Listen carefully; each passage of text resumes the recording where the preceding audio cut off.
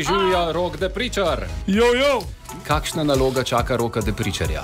Prevedi stavke v pričarščino. Ja, opisali ti bomo situacijo, Okay. in pa skušaj ti se postaviti v to isto situacijo in po svoje povedati, kaj bi ti na tem mestu rekel. Na busu vidiš mladega fanta, zraven stoji 80-leten možakar. Oprostite, mladenič, da vas motim.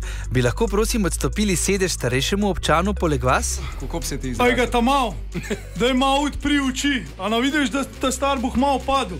Pa daj se umakati, ima še ta prve noge, da se usede. Prijazno. Ja. Kar prijazno. Ja? Naslednja situacija, v kinu se eden ful glasno pogovarja in mu rečeš: Pst, lahko samo malo tiše, ker motite ogled predstave. Čakam. Halo, ta star!